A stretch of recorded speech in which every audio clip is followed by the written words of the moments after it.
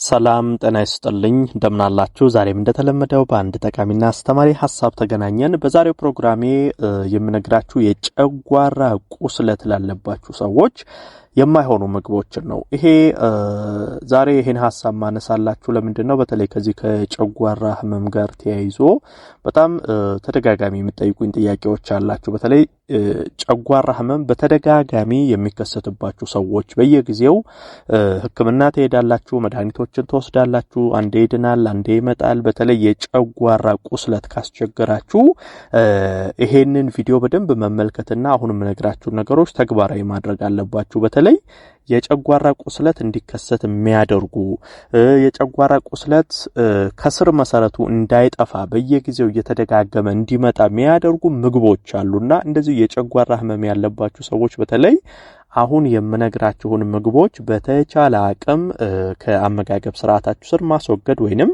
መቀነስ ይኖርባቸዋል። ስለዚህ የጨጓራ ቁስለትን የሚያባብሱ ምንድናቸው? በአያይዘንም እስቲ ስለ ጨጓራ ህመም አንዳንድ መሰረታዊ ሐሳቦችን እነግራችኋለሁ ማለት ነው። አብራችሁኝ ቆዩ። ለቻናሌ አዲስ ከሆናችሁ ሰብስክራይብ አድርጋችሁ ቤተሰብ ሁኑ። ይሄን መረጃም ላይክ ሼር እያደረጋችሁ ሌሎችም ጋር እንደዚሁ በተለይ በዚህ ችግር ውስጥ ያሉ ሰዎች ጋር እንዲደርስና እንዲማሩበት እንድታደርጉ በክብር እየጠየቅኩ በቀጥታ ወደ ሐሳባችን እንግባ።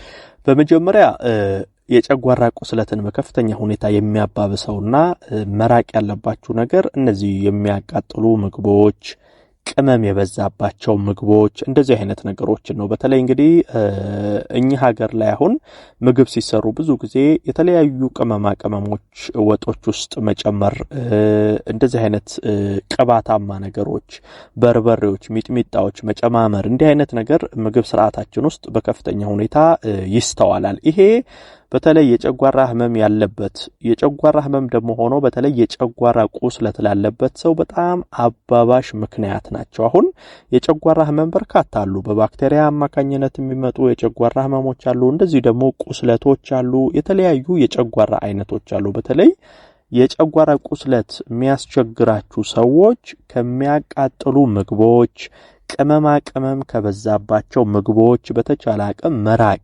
መቀነስ ያስፈልጋል። እያመማችሁ ልክ ስትድኑ መልሳችሁ ያንኑ ቅመም የበዛበት የሚያቃጥል ነገር የምትበሉ ከሆነ መልሶ መነሳቱ አይቀርምና ከስራችሁ በደንብ እስኪጠፋ ድረስ ብትችሉ እነዚህ የሚያቃጥሉ ቅመም የበዛባቸው ነገሮችን ባትመገቡ መልካም ነው። ይሄን በመጀመሪያ ማወቅ አለባችሁ። ሌላው መጠጦች ላይ በተለይ የአልኮል መጠጥን ማንሳት ፈልጋለሁ። አልኮል በተለይ የጨጓራ ቁስለትን በከፍተኛ ሁኔታ የማባባስ አቅም አለው። ይሄ አሁን የጨጓራ ህመም የጨጓራ ቁስለት ያለባችሁ ሰዎች እነዚህ አልኮል ብቻ ሳይሆን ሱሶችን ለምሳሌ ሲጋራ የምታጨሱ ከሆነ እንደዚህ አይነትም አልኮል በተለይ ጠንከር ያሉ አልኮል መጠጦች እንዲህ አይነት ነገሮች የምትወስዱ ካላችሁ ያንን ነገር ማቆም ያስፈልጋል። የጨጓራ ቁስለቱ ከስር መሰረት እንዳይጠፋ ያደርጋል። ይሄ በየጊዜው ሄድ ምጥት እያለ ህመሙ እንዲያስቸግራችሁ ያደርጋል። በነገራችን ላይ እንደዚህ አይነት ህመሞች ከስራቸው በደንብ መታከም ካልቻለ በኋላ እስከ ጨጓራ ካንሰር ደረጃ ሁሉ እስከ አንጀት ችግሮች ሁሉ ሊሄድ ይችላልና በፍጹም ችላ ማለት የለባችሁም። ይሄ አልኮል ነገሮችን ጨጓራ ቁስለት ስለሚያባብስ ማቆም ያስፈልጋል። አልኮል ብቻ ሳይሆን በነገራችን ላይ እዚህ ጋር ማንሳት መፈልገው ለምሳሌ ሎሚ፣ የሎሚ ጭማቂዎች እንዲህ አይነት ነገሮችም የጨጓራ ቁስለትን የማባባስ አቅም አላቸው። አሁን አንዳንድ ሰዎች ባለማወቅ አሁን ይሄ አልኮሉን ይተዋሉ፣ ቅመም ይተዋሉ። ከዛ ለምሳሌ አትክልት ሲመገቡ አሁን እንደ ሰላጣ እንዲህ አይነት ነገሮች ሲያዘጋጁ እዛ ላይ ከፍተኛ ሎሚ እንደዚህ አይነት አቸቶች ሎሚዎች የሚጨምሩ አሉ። ይሄም ዙሮ ጨጓራችሁ ላይ ጉዳት ያመጣልና እንደዚህ አይነት ነገሮችንም መጠንቀቅ አለባችሁ። ይሄ የመቆምጠጥ ባህሪ ያላቸው ፍሩቶችን በተለይ ይሄ ሎሚ፣ የሎሚ ጭማቂዎች እንዲህ አይነት ነገሮች ብትችሉ እነሱንም መራቅ መቀነስ ያስፈልጋል።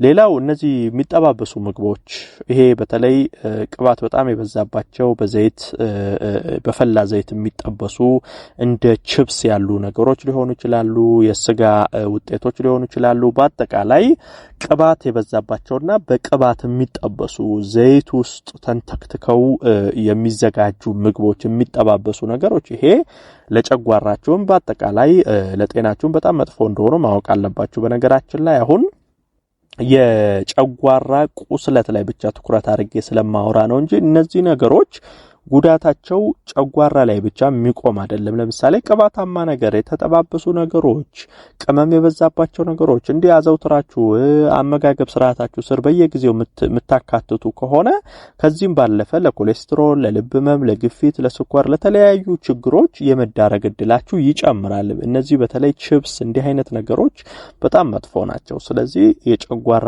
ቁስለትም እንዳይመጣባችሁ፣ ቁስለትም ካለ ቶሎ እንዲጠፋ ድጋሚ ሄድ መጥተት እያለ እንዳያስቸግራችሁ እነዚህ የተጠባበሱ ነገሮችን ቅባት የበዛባቸው ነገሮችን መቀነስ ያስፈልጋል።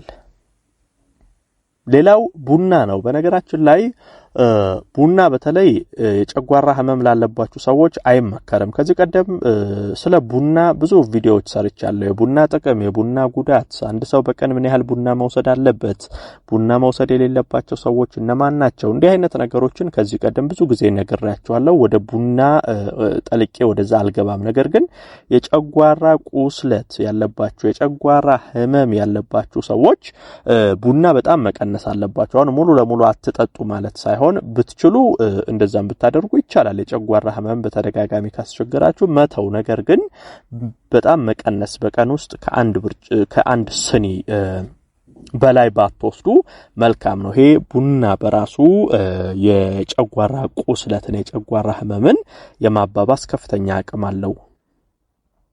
ሌላው በዚሁ መናገር የምፈልገው የለስላሳ መጠጦችንም እንደዚሁ ማንሳት ፈልጋለሁ። እነዚህ በተለይ የጋዝ ይዘት ያላቸው መጠጦች በአጠቃላይ በውስጣቸው የጋዝ ይዘታቸው ከፍ ያሉ በተለይ የለስላሳ መጠጦች የጨጓራ ህመም ላለበት ሰው በፍጹም አይመከርም። ይሄ የጋዝ ይዘቱ በውስጡ ያለው ነገር የጨጓራ ቁስለትን በከፍተኛ ሁኔታ የማባባስ እድሉ በጣም ሰፊ ነው እና ብትችሉ የጨጓራ ህመም ያለባችሁ ሰዎች ብዙ ጊዜ እንደዚህ አይነት መጠጦች ላይ ባተተኩሩ መልካም ነው። በአጠቃላይ ይሄ የታሸጉ መጠጦች በተለይ የጋዝ ይዘታቸው፣ የስኳር ይዘታቸው ከፍ ያሉ ነገሮች እንደ አጠቃላይ ለጤና ብዙ ጊዜ መጠቀሙ አይመከርም። በተለይ ለጨጓራ ቁስለት ግን ይሄ የለስላሳ መጠጦችን መራቅ ያስፈልጋል። እንግዲህ በአጠቃላይ እነዚህ አሁን የነገርኳችሁን ነገሮች ከአመጋገብ ስርዓታችሁ ስር ብትጠነቀቁ ወይንም ብታርቁ የጨጓራ ቁስለትን በቀላሉ ማጥፋት ትችላላችሁ። የመድኃኒት ሳትወስዱ፣ ሕክምና ተቋም ሳትመላለሱ አኗኗርን፣ አመጋገብን በማስተካከል ራሱ መቆጣጠርና ማከም ይቻላል ማለት ነው። ይሄን መረጃ ላይክ ሼር አድርጋችሁ ለሌሎችም አጋሩ። ለቤት አዲስ የሆናችሁም ቻናሌን ሰብስክራይብ አድርጋችሁ ቤተሰብ ሁኑ። ይሄን መረጃም ላይክ ሼር እያደረጋችሁ እንግዲህ ለብዙዎች አጋሯቸው። የዛሬን በዚሁ አበቃው። በቀጣይ ቀን በሌላ ጠቃሚና አስተማሪ ሐሳብ ዳግም የምንገናኝ ይሆናል። እስከዛው በያላችሁበት መልካም ጊዜ